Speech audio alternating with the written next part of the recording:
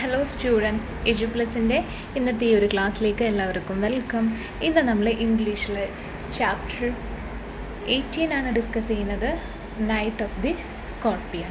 അപ്പം ഇന്നത്തെ ഈ ഒരു കവിത എന്ന് വെച്ച് കഴിഞ്ഞാൽ നമ്മുടെ ബ്രിട്ടീഷ് എഴുത്തുകാരനായിട്ടുള്ള നിഷി മെഷീക്കലിൻ്റെ ഒരു പ്രശസ്തമായിട്ടുള്ള കവിതയാണ്. എക്സാം പോയിൻ്റ് ഓഫ് വ്യൂവിൽ ഇമ്പോർട്ടൻ്റ് ആയിട്ടുള്ളൊരു കവിത കൂടെയാണ് ഇത് വരുന്നത്. അതായത് നമ്മുടെ ജീവിതത്തിലെ അന്ധവിശ്വാസങ്ങളെയും പിന്നെ കൂടാതെ പല കാര്യങ്ങളുടെ ശാസ്ത്രീയമായിട്ടുള്ള സമീപനം, കുടുംബ ബന്ധങ്ങൾ, മാതൃത്വം എന്നിവയൊക്കെ ആയിട്ടാണ് മനോഹരമായിട്ട് തന്നെ ഈ ഒരു കവിതയിൽ അവതരിപ്പിച്ചിട്ടുണ്ട്. അപ്പം ഈ ഒരു കവിതയിൽ കവി ഓരോ വാക്കിനും അതിൻ്റെ ആഴത്തിലുള്ള ഒരു മീനിങ് കൂടെ, ഡീപ്പ് മീനിങ് കൂടെ കൊടുത്തിട്ടുണ്ട്. അപ്പോൾ അവ ഏതൊക്കെയാണെന്ന് നമുക്കൊന്ന് പരിശോധിച്ച് നോക്കാം. കവിതയിലേക്ക് കടക്കുന്നതാണെങ്കിൽ, I remember the night my mother was stung by a scorpion. അപ്പോൾ എന്താണ് ഫസ്റ്റ് ലൈൻസ് പറയുന്നത്? അതായത് നമ്മുടെ കവി കുട്ടിയായിരുന്നപ്പോൾ നടന്നൊരു സംഭവത്തെ ഓർത്തെടുക്കുകയാണ്. അതാണ് ഫസ്റ്റ് ലൈൻസ്. ഐ റിമെമ്പർ, ഞാൻ ഓർക്കുന്നു. The night my mother was stung. The night എന്ന് വെച്ച് കഴിഞ്ഞാൽ ആ രാത്രിയെ. My mother was stung by a scorpion. എൻ്റെ അമ്മയെ ഒരു സ്കോർപ്പിയൻ കടിച്ചത്. സ്കോർപ്പിയൻ എന്ന് വെച്ച് കഴിഞ്ഞാൽ പല ഭാഗത്തും പല പേരായിരിക്കും അതിന് പറയുന്നത്. ഇപ്പം വിഷപ്പൻ അല്ലെങ്കിൽ തേൾ അങ്ങനെയൊക്കെയുള്ള ഒരു ഇതാണ് സ്കോർപ്പിയൻ എന്ന് വെച്ച് കഴിഞ്ഞാൽ. അപ്പം ആ സ്കോർപ്പിയൻ എൻ്റെ അമ്മയെ ആ രാത്രി കടിച്ചത് ഞാൻ ഓർക്കുന്നു. ഇതാണ് ഫസ്റ്റ് ലൈനിൽ വരുന്നത്. അപ്പം കവിയുടെ മനസ്സിൽ ആഴമായിട്ടുള്ളൊരു പതിഞ്ഞിരിക്കുന്ന ആ ഒരു ഓർമ്മയാണ് ഫസ്റ്റ് ലൈനിലൂടെ അദ്ദേഹം വിശദമാക്കുന്നത്. നെക്സ്റ്റ് നമുക്ക് നോക്കാം. 10 hours of steady rain had driven him to crawl beneath a sack of rice. അപ്പോൾ എന്താണ് 10 hours എന്ന് വെച്ച് കഴിഞ്ഞാൽ എല്ലാവർക്കും അറിയാം അല്ലേ? 10 മണിക്കൂർ of study rain had driven him. അപ്പോൾ 10 മണിക്കൂർ നീണ്ട സ്റ്റഡി റെയിൻ എന്ന് വെച്ച് കഴിഞ്ഞാൽ എന്താണ്? തുടർച്ചയായിട്ടുള്ള മഴ. ഒരു 10 മണിക്കൂർ നീണ്ട മഴയാണ് ഈ ഒരു തേളിനെ എന്താണ് ഹാഡ് ഡ്രിവൺ ഹിം എന്ന് വെച്ച് കഴിഞ്ഞാൽ തേളിനെ പ്രേരിപ്പിച്ചു. എങ്ങോട്ടേക്ക് പോകാൻ പ്രേരിപ്പിക്കുകയാണ് ചെയ്യുന്നത്? ടു ക്രോൾ ബിനീത്ത്, അതായത് എഴഞ്ഞു നീങ്ങാൻ വേണ്ടി. എങ്ങോട്ടേക്ക്? എ സാക്ക് ഓഫ് റൈസ്, ഒരു അരി ചാക്കിൻ്റെ കീഴിലേക്കായിട്ട് ചുരുണ്ട് നീങ്ങാൻ വേണ്ടിയിട്ട് ഈ ഒരു 10 മണിക്കൂറായി നീണ്ട് നിൽക്കുന്ന മഴ അതിനെ പ്രേരിപ്പിക്കുകയാണ് ചെയ്തിട്ടുണ്ടായിരുന്നത്. നെക്സ്റ്റ് സ്റ്റാൻസിൽ നോക്കാം. Parting with his poison flash of diabolic tail in the dark room. അപ്പോൾ എന്താണ് നെക്സ്റ്റ് ലൈൻസിൽ പറയുന്നത്? അതായത് പാർട്ടിങ് വിത്ത് ഹിസ് പോയിസൺ, അതായത് ഇവിടെ നമ്മുടെ തേള് അതിൻ്റെ പോയിസൺ വിട്ടുകൊടുക്കുക. അതിൻ്റെ ഉള്ളിലുള്ള പോയിസൺ എങ്ങോട്ടേക്കോ അത് കൊടുത്തു കഴിഞ്ഞിട്ടുണ്ട്. Flash of diabolic tail in the dark room അല്ലേ? കൊടുക്കാന്ന് വെച്ച് കഴിഞ്ഞാൽ അമ്മയെ കടിച്ചിട്ടുണ്ടത്. അതാണ് പാർട്ടിങ് വിത്ത് ഹിസ് പോയിസൺ എന്നുകൊണ്ട് ഉദ്ദേശിക്കുന്നത്. ഫ്ലാഷ് ഓഫ് ഡയാബോളിക് ടെയിൽ, അതിൻ്റെ ഭീകരമായിട്ടുള്ള വാല്, ഒരു മിന്നൽ പോലെയാണ് അവിടെ പ്രതീതമായിട്ടുണ്ടായിരുന്നത്. ഇൻ ദി ഡാർക്ക് റൂം, എവിടെയാണ്? ആ ഒരു ഇരുണ്ട മുറിയിൽ. അപ്പോൾ ഇവിടെ ഒരു രാത്രിയിൽ കവി അമ്മയുടെ കടിച്ച ഓർമ്മയായിട്ട് പറയാണ്. ഇനി ലാസ്റ്റ് നിങ്ങൾ നോക്കിയിരിക്കുന്ന ഈ ഒരു ഡയാബോളിക് ടെയിൽ എന്ന് പറയുന്നുണ്ടല്ലോ, ഈ ഒരു ലൈൻസിലൂടെ അദ്ദേഹം വ്യക്തമാക്കുന്നത് ആ ഒരു തേളിൻ്റെ ആകൃതിയും അത്രയ്ക്കും ഭീകരമായിട്ടുള്ള കാര്യവുമാണ് ഇവിടെ കവി പ്രകടമാക്കുന്നത്. നെക്സ്റ്റ് നമുക്ക് നോക്കാം. He risked the rain again. അപ്പം he risked the rain again എന്ന് വെച്ച് കഴിഞ്ഞാൽ ഈ ഒരു തേള് വീണ്ടും മഴയിലേക്ക് തന്നെ ഓടിപ്പോവുകയാണ് ചെയ്യുന്നത്. ഹി റിസ്ക്ഡ് വിച്ച് മീൻസ് അവൻ തന്നെ അവൻ്റെ അപകടം ഏറ്റെടുക്കുക ചെയ്യുന്നത്. എന്താണ്? വീണ്ടും മഴയിലേക്ക് പോയിക്കൊണ്ട്. അതാണ് he risked the rain again. അതായത് 10 മണിക്കൂർ നീണ്ട മഴയിൽ നിന്ന് രക്ഷപ്പെടാൻ വേണ്ടിയിട്ടാണ് അരിൻ ചാക്കിൻ്റെ ഇടയിലേക്ക് അത് എഴഞ്ഞു വന്നത്. അപ്പോൾ വെച്ചിട്ടാണ് നമ്മുടെ അമ്മയ്ക്ക് എന്ത് പറ്റിയത്? കുത്തേൽക്കുന്നത് അതിൻ്റേത്.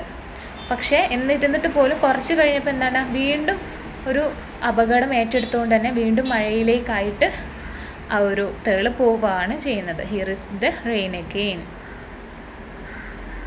നെക്സ്റ്റ് നമുക്ക് നോക്കാം.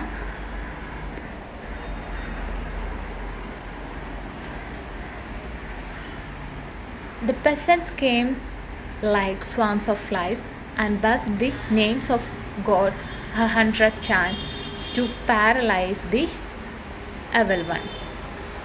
ഇപ്പം എന്താ ഇവിടെ പറയുന്നത്?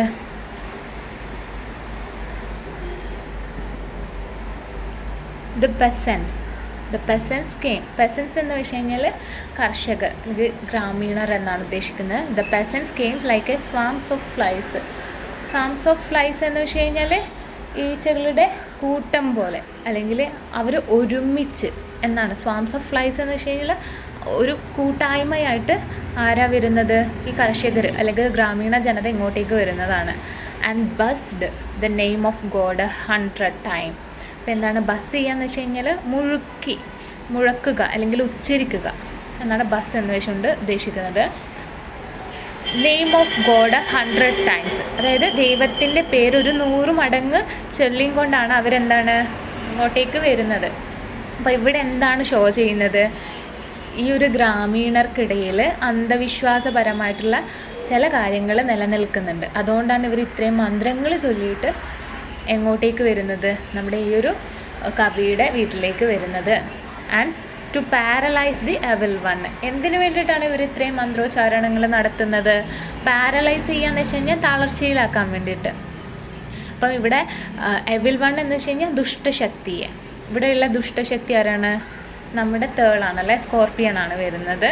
അപ്പം ഇവർ ഇങ്ങനെ മന്ത്രോച്ചാരണം നടത്തിയിട്ട് ആ ഒരു വിശപ്പനെ ശപിക്കുക, അല്ലെങ്കിൽ അതിൻ്റെ ആ ഒരു ദുഷ്ടശക്തി മറികടക്കാൻ വേണ്ടിയിട്ടാണ് അവർ ശ്രമിക്കുന്നത്. നെക്സ്റ്റ് നമുക്ക് നോക്കാം. ഇവിടെയുള്ള ഇന്നർ മീനിങ് എന്ന് വെച്ച് കഴിഞ്ഞാൽ എന്താണ്? അതായത് അന്ധവിശ്വാസപരമായിട്ടാണ് ഗ്രാമീണ ജനങ്ങൾ ജീവിക്കുന്നത്. അപ്പം ഈ ഒരു മന്ത്രോച്ചാരണങ്ങൾ കാരണം നമുക്ക് ഈ ഒരു വിഷം കളയാൻ പറ്റുന്ന അവർ വിശ്വസിക്കുകയാണ് ചെയ്യുന്നത്. നെക്സ്റ്റ് ലൈൻസ് നോക്കുന്നതാണെങ്കിൽ,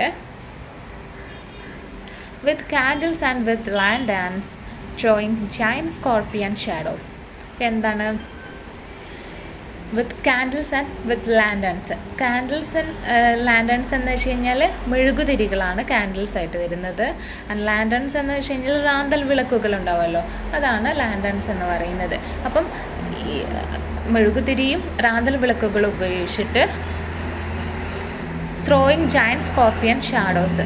എന്താണ് അത്? നമുക്കിപ്പോൾ വെളിച്ചം, ഒരു ഇരുണ്ട മുറിയിലേക്ക് വെളിച്ചം കൊണ്ട് ചെല്ലുമ്പോഴെന്ന് അവിടെ എന്തെങ്കിലും ആൾ നിൽക്കുകയാണെങ്കിൽ അവരുടെ ഷാഡോ മനസ്സിലാക്കാൻ പറ്റൂലേ, നിഴൽ മനസ്സിലാക്കാൻ പറ്റുന്നതായിരിക്കും. അപ്പോൾ ഇവർ ഈ ഒരു മെഴുകുതിരിയും വിളക്കുകളൊക്കെ ഉപയോഗിച്ചിട്ട് അവിടെ ആ ഒരു തേർഡിനെ തെരഞ്ഞുകൊണ്ടിരിക്കുകയാണ്. ആ ഒരു ലൈൻസിനെയാണ് ഇവിടെ കാണിക്കുന്നത്. With candles and with lanterns drawing giant scorpion shadows on the on the mud baked walls. അപ്പോൾ എന്താണ് മഡ് ബേക്ക്ഡ് വോൾസ് എന്ന് വെച്ച് കഴിഞ്ഞാൽ അവിടെ ഈ ചളി കൊണ്ട്, അല്ലെങ്കിൽ മഡ് എന്ന് വെച്ച് കഴിഞ്ഞാൽ അങ്ങനത്തെയുള്ള ഒരു മൺതിട്ട പോലത്തുള്ള വോൾസാണ്. മൺതിട്ട കൊണ്ട് ഉണ്ടാക്കിയിരിക്കുന്ന ചുമരുകളാണ് ആ ഒരു വീടിന് ഉണ്ടായിരുന്നുള്ളത്. അപ്പം അവിടെ വിശപ്പൻ്റെ നിഴൽ എങ്ങനെയെങ്കിലും ആ ഒരു ചുമരുകളിൽ കാണുന്നുണ്ടോയെന്ന് ഈ ഒരു വിളക്കുകൾ യൂസ് ചെയ്തിട്ട് അവർ നോക്കുകയാണ് ചെയ്യുന്നത്. They searched for him, he was not found. എന്താ നെക്സ്റ്റ് ലൈനിൽ പറയുന്നത്? ദേ സെർച്ച്ഡ്. ആരാണ് ഇവിടെ ദേ എന്ന് റെഫർ ചെയ്യുന്നത്? നമ്മുടെ പെസൻസ് ആണ് അല്ലെ, ഇങ്ങോട്ടേക്ക് വന്ന ഗ്രാമീണരാണ് അല്ലെങ്കിൽ ആ കർഷകരെയാണ് നമ്മൾ ദേ എന്നുകൊണ്ട് ഉദ്ദേശിക്കുന്നത്. അവരെന്താണ്? സെർച്ച്ഡ് ഫോർ ഹിം, ആ ഒരു തേളിന് വേണ്ടിയിട്ട് തിരയുകയാണ് ചെയ്യുന്നത്. He was not found. അപ്പം അവനെ അവിടെ ഒന്നും കണ്ടു കിട്ടിയില്ല. ഹി എന്ന് പറയുന്നത് ആരാണ്? തേളിനെയാണ്. അപ്പം പെസൻസ് ഇവരിങ്ങനെ ആ ഒരു റൂമിലൊട്ടാകെ ഇങ്ങനെ നോക്കുകയാണ് തേളിന് വേണ്ടിയിട്ട്, പക്ഷെ അവരെ കണ്ടു കിട്ടിയില്ല. He was not found. Next നോക്കാം. They clicked their tongues. They click their tongues എന്ന് വെച്ച് കഴിഞ്ഞാൽ അവരിങ്ങനെ പിറുപിറുക്കാന്ന് അറിയില്ലേ? അപ്പം ഇത്ര കിട്ടിയില്ലല്ലോ, അപ്പം നമുക്കൊരു ദേഷ്യം അരിച്ചു കയറുമല്ലേ, അത് അവരുടെ ഭാഷയിൽ പ്രതീതമായിട്ടുണ്ടായിരുന്നു. They click their tongues.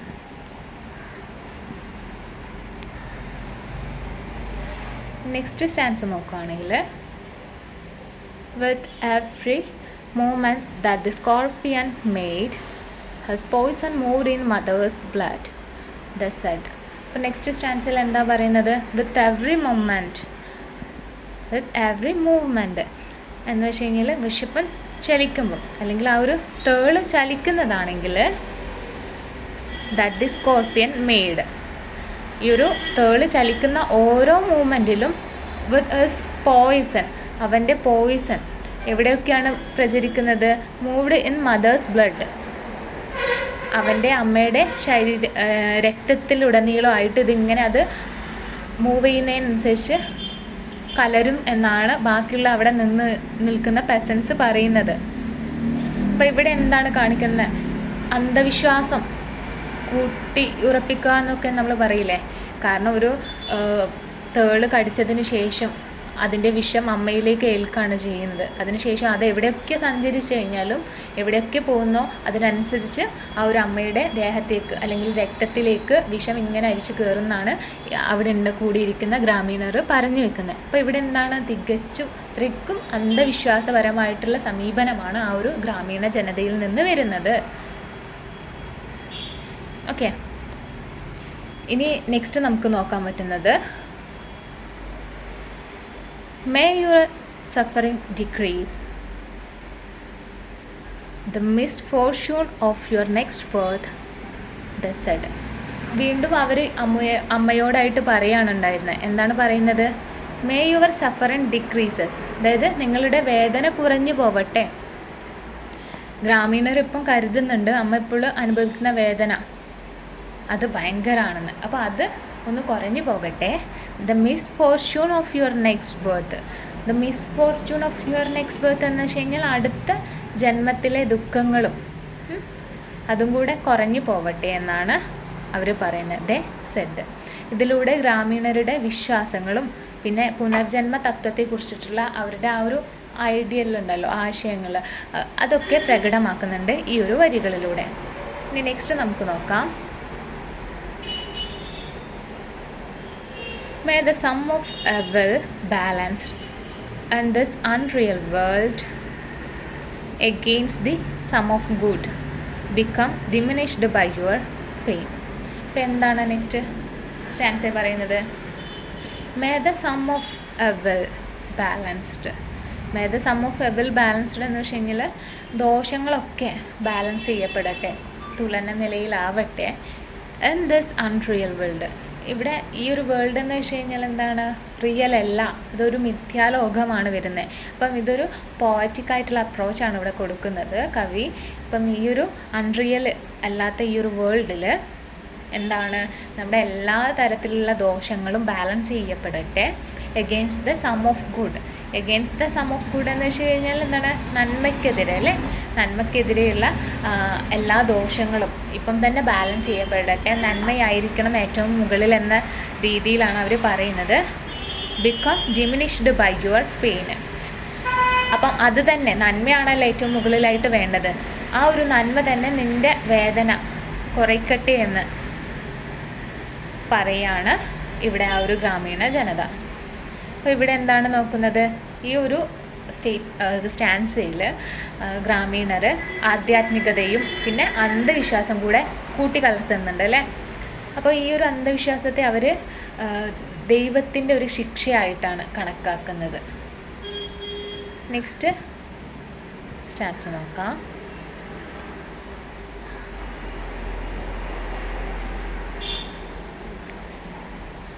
May the poison purify your flesh of desire and your spirit of ambition. Next സ്റ്റാൻസയിൽ എന്താണ് പറയുന്നത്? അതായത് may the poison purify. May the poison purify എന്ന് വെച്ച് കഴിഞ്ഞാൽ വിഷം ശുദ്ധീകരിക്കട്ടെ എന്ന്. യുവർ ഫ്ലഷ് എന്ന് വെച്ച് കഴിഞ്ഞാൽ എന്താണ്? ഫ്ലഷ് എന്ന് വെച്ച് കഴിഞ്ഞാൽ നമ്മുടെ മാംസം അങ്ങനെയാണ് ഉദ്ദേശിക്കുന്നത്. പക്ഷെ ഇവിടെ പറയുന്നത് നിൻ്റെ ശരീരത്തിൻ്റെ ഉള്ളിലെ വിഷം ശുദ്ധീകരിക്കട്ടെ. ഒന്നുകൂടെ നമുക്ക് പറയാം. May the poison purify your flesh of desire. അതായത് നിൻ്റെ ശരീരത്തിലെ ആ ഒരു ഓരോ കണങ്ങളിൽ നിന്നും വിഷം ശുദ്ധീകരിക്കപ്പെടട്ടെ. പിന്നെ and your spirit of ambition. കൂടാതെ എന്താണ്? നിൻ്റെ ആത്മാവിൻ്റെ ആഗ്രഹങ്ങളിൽ നിന്നും പിന്നൊരു മോചനം വരട്ടെ എന്നാണ് ഗ്രാമീണർ പറയുന്നത്. ഇവിടെ നമുക്ക് ഓരോ മനുഷ്യരുടെ ഉള്ളിലുള്ള ആത്മീയത ഉണ്ടല്ലോ, ദൈവം എല്ലാത്തിനും വഴി കാണിച്ചു തരുമെന്നുള്ള ആ ഒരു കാരണം ചൂണ്ടിക്കാട്ടുന്നുണ്ട്. കൂടാതെ ആ ഒരു അമ്മയ്ക്ക് ഇപ്പം അനുഭവിച്ചുകൊണ്ടിരിക്കുന്ന വേദനയും കവി ഇതിലൂടെ വരച്ച് കാട്ടുന്നുണ്ട് കേട്ടോ. നെക്സ്റ്റ് നമുക്ക് നോക്കാം. They said, and they sat around on the floor with my mother in the center.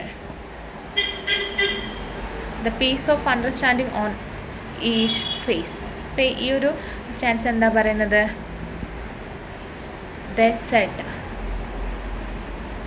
and they sat around. They sat and they sat around. അതായത് അവർ പറയാണ്, എപ്പോഴും പറഞ്ഞുകൊണ്ടിരിക്കുകയാണ് ഗ്രാമീണർ. പിന്നെ എങ്ങനെയാണ് അമ്മയെ ചുറ്റിപ്പറ്റിയിട്ടാണ് അവരിയ്ക്കുന്നത്. സാറ്റ് അറൗണ്ട് ഓൺ ദി ഫ്ലോർ, ഇവിടെ നിലത്തായിട്ടാണ് കേട്ടോ ഇരിക്കുന്നത്. അപ്പോൾ അമ്മ ആണ് ഇപ്പം സെൻറ്ററിൽ ഇരിക്കുന്നത്. With my mother in the centre. മധ്യത്തിൽ അമ്മയുണ്ട്, അമ്മയെ ചുറ്റിപ്പറ്റിയിട്ട് ഇവരിങ്ങനെ ഇരിക്കുകയാണ്.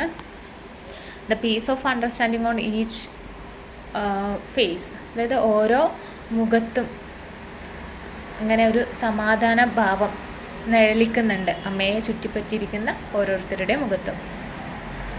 അപ്പം ഇവിടെ എന്താണ്, അവരുടെ എല്ലാവരുടെ മുഖത്തും വരാനുള്ള ഈ ഒരു പീസിന് കാരണം എന്ന് വെച്ച് കഴിഞ്ഞാൽ അവർ വിശ്വസിച്ചിരിക്കുന്ന ആ ഒരു അന്ധവിശ്വാസം ഉണ്ടല്ലോ, അത് തീർച്ചയായിട്ടും ഈ ഒരു അമ്മയുടെ തുണയ്ക്ക് എത്തുമെന്ന് അവിടെ വട്ടം ചുറ്റിയിരിക്കുന്നവരിൽ പ്രതീതമായിട്ട് ചിത്രീകരിക്കാൻ ഈ ഒരു ലൈൻസിലൂടെ കവി ശ്രമിച്ചിട്ടുണ്ട്.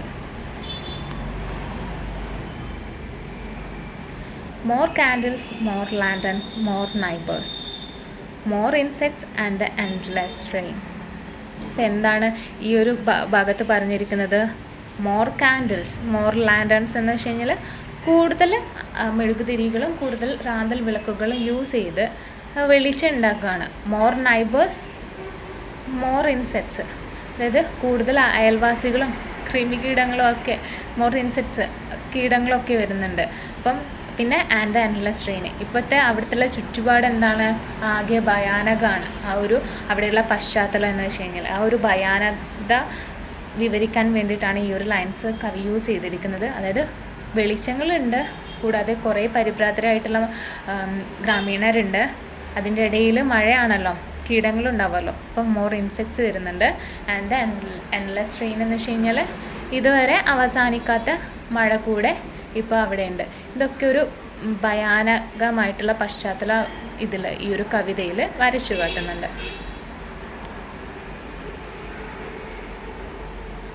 നെക്സ്റ്റ് എന്താണെന്ന് നോക്കാം നമുക്ക്. My mother twisted through and through groaning on a mat. എന്താണ് ഈ ഒരു ലൈൻസിൽ അമ്മയുടെ വേദനയാണ് കാണിക്കുന്നത്. My mother twisted through and through. അമ്മ വേദനയാൽ ഇങ്ങനെ തിരിഞ്ഞൊടിഞ്ഞ് കളിക്കണം. നമുക്ക് വേദന പറ്റുമ്പോൾ നമുക്ക് വല്ലാത്തൊരു എന്താണ്, ശരീരത്തിന് അത്രയും തളർത്തുന്ന വേദനയായിരിക്കും. അപ്പോൾ നമ്മളുടെ അവസ്ഥ എങ്ങനെയായിരിക്കും? അതാണ് ഇവിടെ അമ്മയുടെ അവസ്ഥയായിട്ട് കവി പറയുന്നത്. ഗ്രോണിങ് ഓൺ മാറ്റ്. അപ്പം ഗ്രോണിങ് എന്ന് വെച്ച് കഴിഞ്ഞാൽ മുരളുക അല്ലെങ്കിൽ നിലവിളിക്കാണ് ഉദ്ദേശിക്കുന്നത്. ഓൺ എ മാറ്റ് എന്ന് വെച്ച് കഴിഞ്ഞാൽ ഒരു പായയിൽ കിടന്നിട്ട് ഇങ്ങനെ അമ്മ ഇങ്ങനെ നിലവിളി കൂട്ടുകയാണ്. കാരണം അത്രയും കഠിനമായിട്ടുള്ള വേദനയാണ് വരുന്നത്. ഈ ഒരു ലൈൻസിൽ അമ്മയുടെ വേദനയും പിന്നെ ആ ഒരു വിഷത്തിൻ്റെ ശക്തിയെയാണ് കവി വരച്ചു കാട്ടുന്നത് കേട്ടോ. My father septic rationalist trying every curse and blessings, powder, mixture, herb and hybrid.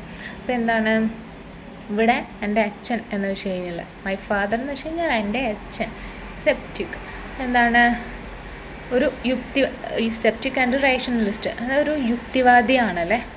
Trying every curse and blessings. അപ്പോൾ എന്താണ് എല്ലാ ശാപങ്ങളെ പോലും അനുഗ്രഹങ്ങളായിട്ട് പരീക്ഷിക്കാൻ മനസ്സുള്ള ഒരാളാണ് എൻ്റെ അച്ഛൻ എന്ന് പറയുന്നത്. And powder, mixture, herb and hybrid. അപ്പോൾ തന്നെ ഇവിടെ അച്ഛനൊരു യുക്തിവാദി ആയതുകൊണ്ട് തന്നെ അദ്ദേഹം ശാപമാണെന്ന് പറഞ്ഞിട്ട് പോലും, കേഴ്സ് എന്ന് വെച്ച് കഴിഞ്ഞാൽ ശാപം എന്നാണ് കേട്ടോ, അതിനൊക്കെ അനുഗ്രഹങ്ങളാക്കി തീർക്കാനാണ് അദ്ദേഹം ശ്രമിക്കുന്നത്. അതുകൊണ്ട് തന്നെ അദ്ദേഹം കുറച്ച് ഔഷധങ്ങളും ചില ചേരുവകളും കുഴമ്പുകളും ഒക്കെ ചേർത്തിട്ട് അതൊക്കെ എല്ലാം ഉപയോഗിച്ച് നോക്കുകയാണ്. ഇവിടെ എന്താണ് ഈ ഒരു ലൈൻസിൽ തെളിയുന്നത്? അച്ഛനൊരു യുക്തിവാദിയായിട്ട് പോലും അദ്ദേഹത്തിൻ്റെ നിരാശ അവിടെ നിഴലിക്കുന്നില്ല. അമ്മയെ എങ്ങനെയെങ്കിലും രക്ഷിക്കാനുള്ളൊരു ശ്രമം അവിടെ നടന്നുകൊണ്ടിരിക്കുകയാണ് അല്ലേ. ശാസ്ത്രീയമായ രീതിയിൽ അതിനെ അപ്രോച്ച് ചെയ്യണം. ആ ഒരു വിഷയത്തെ എങ്ങനെ തടയാമെന്നുള്ളത് അച്ഛൻ ഇതിലൂടെ നേടിയെടുക്കാൻ നോക്കുകയാണ് ചെയ്യുന്നത്. He even poured a little paraffin upon the bitten toe and put a match to it. അപ്പോൾ അത് കഴിഞ്ഞപ്പോൾ അദ്ദേഹം നെക്സ്റ്റ് എന്താ ചെയ്യുന്നത്? He even poured a little paraffin, അതായത് അവൻ ആ ഒരു ചെറിയ ഒരു മുറിവിലേക്ക് ഒരു പാരഫിന് ഒഴിക്കുകയാണ് ചെയ്യുന്നത്. And upon the bitten toe എന്ന് വെച്ച് കഴിഞ്ഞാൽ അമ്മയുടെ ടോയിൽ കാൽവിരലിലാണ് കടിച്ചിട്ടുണ്ടായിരുന്നത്, ഫൈറ്റ് ചെയ്തിട്ടുണ്ടായിരുന്നത് ഈ ഒരു തേള്, അല്ലെങ്കിൽ തേള് കുത്തുകയാണ് ചെയ്യുന്നത്. അപ്പം തേള് കുത്തിയിട്ടുണ്ടായിരുന്നത്. അപ്പം എന്താണ് അതിന് just put a match to it, എന്നിട്ട് അവിടെ ഒരു ചെറിയൊരു തീ കൊളുത്താണ് ചെയ്യുന്നത്. ഇവിടെ നിങ്ങൾ നോക്കൂ, ഒരു അച്ഛൻ്റെ ഈ ഒരു ശാസ്ത്രീയമായ ഇടപെടലുകൾ ഉണ്ടായിട്ട് അല്ലെങ്കിൽ ഈ ഒരു ചികിത്സാ രീതി ആയിട്ട് പോലും അവിടെ ഒരു ചെറിയൊരു ഭീകരത നമുക്ക് വ്യക്തമാകുന്നില്ലേ? കാരണം ആ ഒരു തേള് കുത്തി ആ ഒരു ഭാഗത്ത് അദ്ദേഹം എന്താണ് തീ കൊളുത്തുന്നുണ്ട് അല്ലേ? അപ്പോൾ ആ ഒരു ചികിത്സ ആ ഒരു രീതിയിൽ നമ്മൾ ഉദ്ദേശിച്ച തരത്തിലേക്കല്ല, വേറൊരു ഭീകരതയിലേക്കും കൂടെ കൊണ്ടുവന്നിരിക്കുന്നുണ്ട്.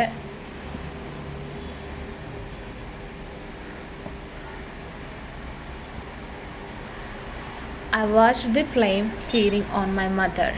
എന്താണ് I watched the flame feeding on my mother എന്ന് വെച്ച് കഴിഞ്ഞാൽ I watched, ഞാൻ നോക്കി. I watched the flame feeding on my mother. അച്ഛനെ കുറച്ച് മുൻപേ തീ കത്തിച്ചതായിരുന്നല്ലോ. അപ്പോൾ ആ ഒരു തീ കാരണം അമ്മയെ ആ ഒരു ഭാഗത്ത് കത്തിക്കരിയുന്നതായിട്ട് അവിടെ ആ ഒരു മകൻ കാണുകയാണ് ചെയ്യുന്നത്. അപ്പോൾ ഇവിടെ അച്ഛനൊരു പരിഹാര മാർഗം എന്ന നിലയിലാണ് ഇങ്ങനെ ചെയ്തിരുന്നാൽ പോലും ഇതും അമ്മയെ കൂടുതലായിട്ട് വേദനിപ്പിക്കുകയാണ് ചെയ്യുന്നതെന്ന് ആ ഒരു കുട്ടി മനസ്സിലാക്കുകയാണ് ചെയ്യുന്നത്. I watched the holy man perform his rites to tame the poison with an incantation. അപ്പോൾ എന്താണ് I watched, അവൻ വീണ്ടും അവിടെ നിന്നിട്ട് അവൻ നോക്കിക്കാണുകയാണ് ചെയ്യുന്നത്. ഒരു പുരോഹിതൻ, ഹോളി മാൻ എന്ന് വെച്ച് കഴിഞ്ഞാൽ പുരോഹിതന് perform his rights.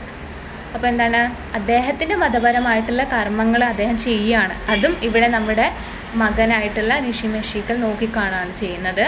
To tame the poison with an incantation. To tame the poison with an incantation എന്ന് വെച്ച് കഴിഞ്ഞാൽ മന്ത്രങ്ങൾ യൂസ് ചെയ്തിട്ട് വിഷം നിയന്ത്രിക്കാൻ ശ്രമിക്കുകയാണ് അദ്ദേഹം ചെയ്യുന്നത്.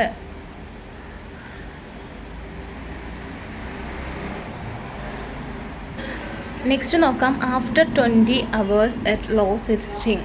അപ്പോൾ എന്താണ് 20 മണിക്കൂർ, ആഫ്റ്റർ 20 hours എന്ന് വെച്ച് കഴിഞ്ഞാൽ 20 മണിക്കൂറുകൾക്ക് ശേഷം ഇറ്റ് ലോസ് ഇറ്റ്സ് സ്റ്റിങ്, അതായത് എന്താണ് വിഷം അതിൻ്റെ പ്രവർത്തനക്ഷമത കുറച്ചിട്ടുണ്ട് അല്ലേ, അതിൻ്റെ കാഠിന്യം കുറച്ചിട്ടുണ്ട്.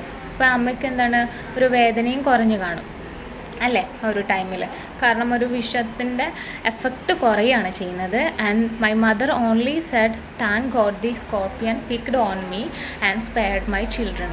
അപ്പോൾ എന്താണ് അവസാനമായിട്ട് അങ്ങനെ വേദന കുറഞ്ഞപ്പം അമ്മ ഒടുവിലായിട്ട് പറയുന്നതാണ്, നന്ദിയോടെ പറയുകയാണ് ചെയ്യുന്നത്. My mother only said thank God, എന്താണ് ദൈവത്തിന് നന്ദി.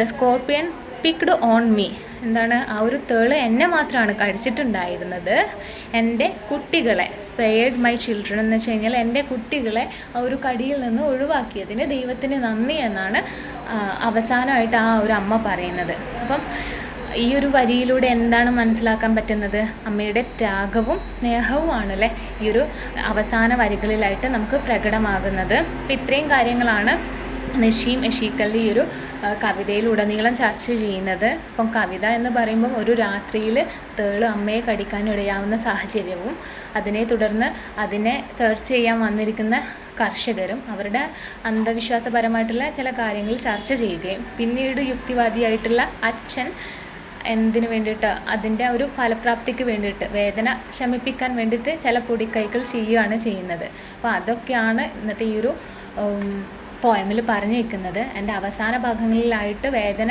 ശമിച്ച അമ്മ അവസാനമായിട്ട് പറയുന്നത് ദൈവത്തിന് നന്ദി, എൻ്റെ കുട്ടികളെ ഇതിൽ നിന്ന് രക്ഷിച്ചല്ലോ, എന്നെ മാത്രം അത് കടിച്ചല്ലോ എന്നോർത്തിട്ട്. അപ്പോൾ ഇത്രയും ഒരു അമ്മ എന്ന് വെച്ച് കഴിഞ്ഞാൽ ത്യാഗമാണ്, അല്ലെങ്കിൽ സ്നേഹത്തിൻ്റെ ഒരു മറ്റൊരു രൂപം എന്ന് പറയുന്നത് അമ്മയാണെന്നുള്ള അത്രയും ഒരു വലിയൊരു ഡീപ്പ് മീനിങ് ആണ് നഷീം എഷീക്കൽ ഈ ഒരു കവിതയിലൂടെ നമുക്ക് പറഞ്ഞു തരുന്നത് കേട്ടോ.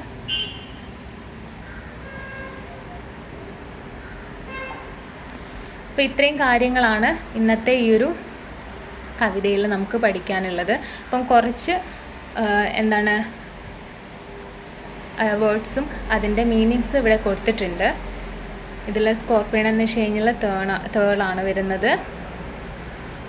ആൻഡ് നെക്സ്റ്റ് ക്രോൾ എന്ന് വെച്ച് കഴിഞ്ഞാൽ എഴയുക എന്ന് വരുന്നുണ്ട്. ബെനീത്ത് എന്ന് വെച്ച് കഴിഞ്ഞാൽ അടിയിൽ. പിന്നെ ഡയാബോളിക് എന്ന് വെച്ച് കഴിഞ്ഞാൽ പൈശാചികമായിട്ടുള്ള എവിൽ അങ്ങനെ ഡയാബോളിക് പറയുന്നുണ്ട്. പിന്നെ പെസൻസ് എന്ന് വെച്ച് കഴിഞ്ഞാൽ കർഷകർ. സ്വാം എന്ന് വെച്ച് കഴിഞ്ഞാൽ ഒരു തേനീച്ചക്കൂട്ടം, വലിയ കൂട്ടം എന്നാണ് പറയുന്നത്. ലാൻഡൺ എന്ന് വെച്ച് കഴിഞ്ഞാൽ റാന്തൽ വിളക്കുകൾ. ഇതൊക്കെ ഇനി കുറച്ചും കൂടെ വേർഡ്സും അതിൻ്റെ മീനിങ്സും കൊടുത്തിട്ടുണ്ട്. PDF നോക്കിയിട്ട് നിങ്ങൾ പഠിക്കുക. അപ്പോൾ ഇത്രയാണ് കവിത വരുന്നത്. ഇനി നമുക്ക് അതിൽ നിന്ന് കുറച്ച് ക്വസ്റ്റ്യൻസും ആൻസേഴ്സും ഒന്ന് പരിചയപ്പെടാം. ഫസ്റ്റ് വരുന്നത് was it A dark night എന്താണ് ചോദിക്കുന്നത്. ദറ്റ് ഈസ്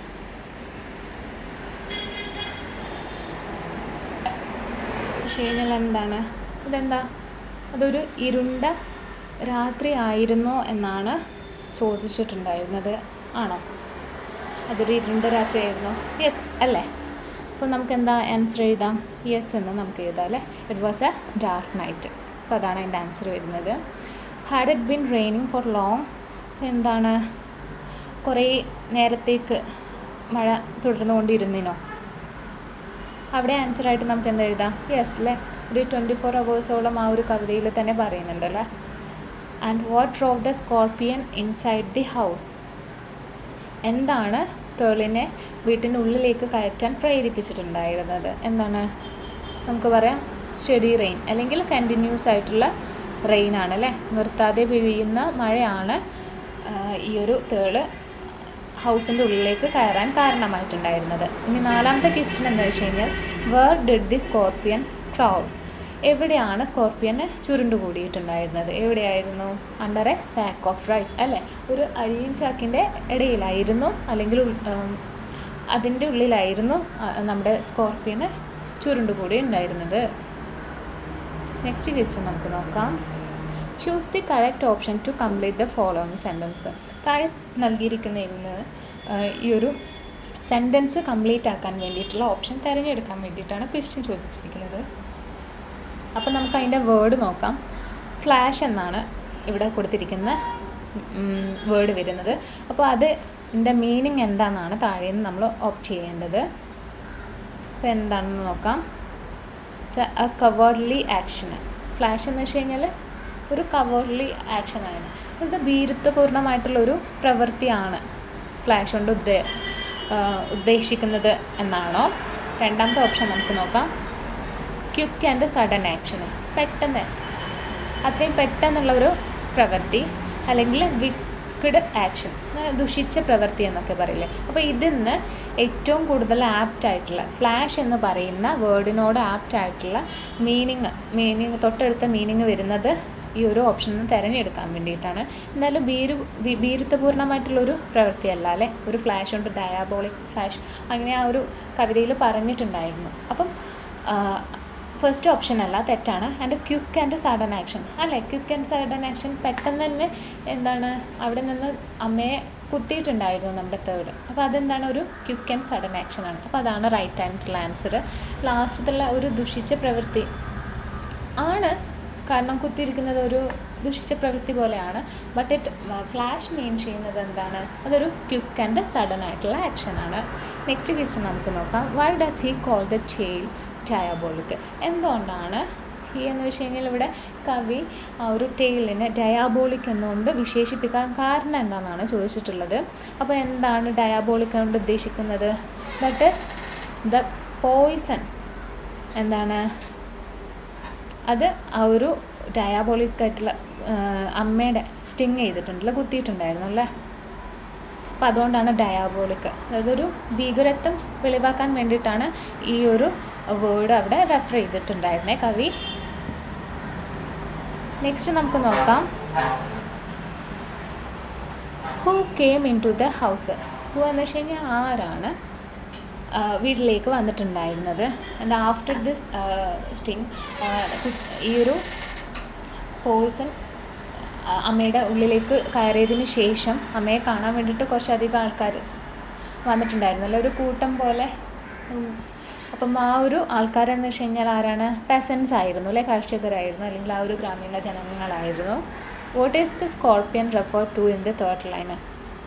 അപ്പം തേർഡ് ലൈനിൽ, കവിതയിലെ തേർഡ് ലൈനിൽ സ്കോർപ്പിയനെ എങ്ങനെയാണ് പരാമർശിച്ചിരിക്കുന്നത്? സ്കോർപ്പിയൻ റെഫേർഡ് എന്ന് വെച്ച് കഴിഞ്ഞാൽ പരാമർശിച്ചിരിക്കുന്നത് എവിൾ വൺ എന്നല്ലേ, ദുഷ്ടശക്തി എന്നാണല്ലോ അവർ പറഞ്ഞിട്ടുണ്ടായിരുന്നത്. അപ്പോൾ എന്താണ് സ്കോർപ്പിയനെ റെഫർ ചെയ്തിരിക്കുന്നത്?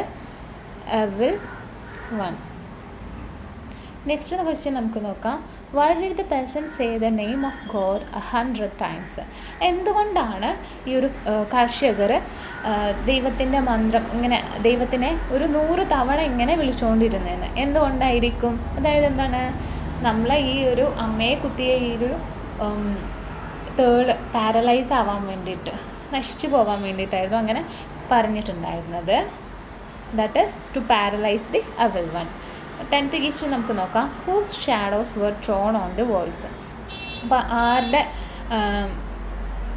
ഷാഡോ ആണ് വാൾസിൽ ത്രോൺ ചെയ്തിട്ടുണ്ടായിരുന്നത്? പെസൻസ് അല്ലേ. ആ ഒരു പെസൻസ് സ്കോർപ്പിയൻ്റെ ഷാഡോസ് നോക്കാൻ വേണ്ടിയിട്ടാണ് ശ്രമിച്ചിട്ടുണ്ടായിരുന്നത്. ആൻഡ് 11th ക്വസ്റ്റ്യൻ എന്ന് വെച്ച് കഴിഞ്ഞാൽ ചൂസ് ദി കറക്റ്റ് ഓപ്ഷൻസ്. താഴെ നൽകിയിരിക്കുന്നതിന് കറക്റ്റ് ഓപ്ഷന് ചൂസ് ചെയ്യാൻ വേണ്ടിയിട്ടാണ് പറയുന്നത്. The phrase click their tongue express. അതായത് ഈ ഒരു ഫ്രേസിൽ ക്ലിക്ക് ദെയർ ടങ്സ് എന്ന് പറയുന്നത് എന്താണ് അർത്ഥമാക്കുന്നതെന്നാണ്. എന്താണെന്നുള്ളത് നമുക്ക് താഴെ തന്നിരിക്കുന്ന ഓപ്ഷൻസ് ഒന്ന് നോക്കണം. അതായത് the peasants worries about the stream. ഈ ഒരു കർഷകർ വെറി ചെയ്യാന്ന് വെച്ച് കഴിഞ്ഞാൽ എന്താ, സങ്കടപ്പെടുകയെന്നല്ലേ. വെറീസ് അബൌട്ട് ദി സ്ട്രീം, അത് അമ്മയെ കുത്തിയിൽ അവർ അതിയായിട്ട് സങ്കടപ്പെടുന്നുണ്ട്. And the peasant sorrow for the mother അല്ലേ, അവരെന്താണ് അതിയായിട്ട് അമ്മയുടെ ആ ഒരു ദുഃഖത്തിൽ അവർ പങ്കെടുക്കുന്നുണ്ട്. The peasant sorrow for the mother. Next വരുന്നത് the peasants failure to find the scorpion. എന്താണ് ഈ ഒരു പെസൻസ് ഫെയിലിയറായി ആരെ ഫൈൻഡ് ചെയ്യാൻ വേണ്ടി? സ്കോർപ്പിയനെ ഫൈൻഡ് ചെയ്യാൻ വേണ്ടിയിട്ടുള്ള അതാണോ നമ്മുടെ ഓപ്ഷൻ എന്നാണ് നോക്കുന്നത്. അപ്പോൾ നമ്മൾ ഈ നേരത്തെ പറഞ്ഞിട്ടുണ്ടായിരുന്ന ക്വസ്റ്റ്യൻ എന്തായിരുന്നു? അതായത് ക്ലിക്ക് ദെയർ ടങ്സ്. ആ ഒരു കവിതയിൽ ഞാൻ പറഞ്ഞു തന്നിട്ടുണ്ടായിരുന്നില്ലേ, ക്ലിക്ക് ദെയർ ടങ്സ്. എന്തിനു വേണ്ടിയിട്ടാണ് അവരിങ്ങനെ ചുണ്ടുകൾ അമർത്തി ഇങ്ങനെ പറഞ്ഞിട്ടുണ്ടായിരുന്നത്? അതായത് എന്തോ കാര്യങ്ങൾ അവർ കുറുക്കാണ് ചെയ്തിട്ടുണ്ടായിരുന്നത്. എന്തായിരിക്കും അത്? അമ്മയുടെ വേദനയെക്കുറിച്ചിട്ടൊന്നല്ല, അത്രയും നേരം അവർ ആ ഒരു സ്കോർപ്പിയനെ തിരഞ്ഞിട്ടുണ്ടായിരുന്നു അല്ലേ. അപ്പോൾ അതിനെ കിട്ടാതായപ്പോഴാണ് അവരങ്ങനെ ടങ്ക് ഇത് ചെയ്തിട്ട് അവർ പറഞ്ഞിട്ടുണ്ടായിരുന്നത്. ആൻഡ് നെക്സ്റ്റ് വരുന്നത് question how many times they Z has been repeated. അപ്പം കവിതയിൽ ദേ സെഡ് എന്ന് പറഞ്ഞിട്ടുള്ള ഭാഗം എത്ര ടൈം റിപ്പീറ്റ് ചെയ്തിട്ട് പറഞ്ഞിട്ടുണ്ടായിരുന്നു എന്നാണ്. ഇത് 6 times ആണ് കേട്ടോ കവിതയിൽ ആവർത്തിച്ചിട്ടുണ്ടായിരുന്നത്. ആൻഡ് നെക്സ്റ്റ് ക്വസ്റ്റ്യൻ എന്ന് വെച്ച് കഴിഞ്ഞാൽ who are they in the above lines. അപ്പം ഇവിടെ ദേ എന്ന് പറഞ്ഞിരിക്കുന്നത് അബവ് ലൈൻസിൽ മുകളിൽ പറഞ്ഞിരിക്കുന്നതിൽ ദേ എന്ന് പറഞ്ഞത് ആരാണെന്നാണ്. ഞാനൊരു കവിത പറയുമ്പോൾ പറഞ്ഞിട്ടുണ്ടായിരുന്നു ദേ എന്ന് റെഫർ ചെയ്തിരിക്കുന്നത് പെസൻസിനെയാണെന്ന്. അപ്പോൾ ഇവിടെ ആൻസറായിട്ട് എന്താ വേണ്ടത്? പെസൻസ് ആണ് കേട്ടോ, കർഷകരാണ് വരുന്നത്. ആൻഡ് സി ക്വസ്റ്റ്യൻ വരുന്നത് why did they want the scorpion to sit still. എന്തുകൊണ്ടാണ് അവർക്ക് ആവശ്യമായി വന്നത് ആ ഒരു സ്കോർപ്പിയന് എഴഞ്ഞ് നീങ്ങി പോകരുത്, അത് എവിടെയെങ്കിലും ആയിട്ടൊന്ന് ഇരിക്കാൻ വേണ്ടിയിട്ട്? എന്തായിരുന്നു ആ ഒരു കവിതയിൽ തന്നെ ഞാൻ പറഞ്ഞിട്ടുണ്ടായിരുന്നു അല്ലേ, അത് മൂവ് ചെയ്തുകൊണ്ടിരിക്കുമ്പോൾ അമ്മയുടെ ശരീരത്തിലേക്ക് അല്ലെങ്കിൽ ബ്ലഡിലേക്ക് ആ ഒരു പോഴ്സൺ ഇങ്ങനെ ചലിച്ചുകൊണ്ടിരിക്കുകയാണ് ചെയ്യുന്നത്. അത് അവരുടെ അന്ധവിശ്വാസമായിരുന്നു. അപ്പം ഇതുകൊണ്ടാണ്, ആ ഒരു വിശ്വാസം ഉള്ളതുകൊണ്ടായിരുന്നു ആ ഒരു സ്കോർപ്പിയന് അനങ്ങാതെ അവിടെ സ്റ്റില്ലായിട്ട് തന്നെ നിൽക്കാൻ വേണ്ടിയിട്ട് അവർ പ്രാർത്ഥിച്ചിട്ടുണ്ടായിരുന്നത്. അപ്പോൾ അതാണ് അതിൻ്റെ ആൻസർ വരുന്നത്. Because they believe that with the movement of the scorpion the poison moved in mother's body. Okay, അപ്പോൾ ഇത്രയാണ് ക്വസ്റ്റ്യൻ ആൻഡ് ആൻസർ സെക്ഷന്. ആൻസേഴ്സ് താഴെ ഇത്രയാണ് ഇന്നത്തെ നമ്മുടെ ചാപ്റ്റർ വരുന്നത്. ചെറിയൊരു കവിതയാണ്. നല്ല രീതിയിൽ തന്നെ ഒന്നുകൂടെ 2 വട്ടം ഈ ഒരു കവിത കാണുക. അപ്പം തന്നെ നിങ്ങൾക്ക് നല്ല രീതിയിൽ ഇതിൻ്റെ ആ ഒരു ഇന്നർ മീനിങ് ഒക്കെ മനസ്സിലാക്കി എടുക്കാൻ പറ്റുന്നതായിരിക്കും. ഞാനിവിടെ സ്റ്റോപ്പ് ചെയ്യാണ് നമ്മുടെ ചാപ്റ്റർ. And thank you.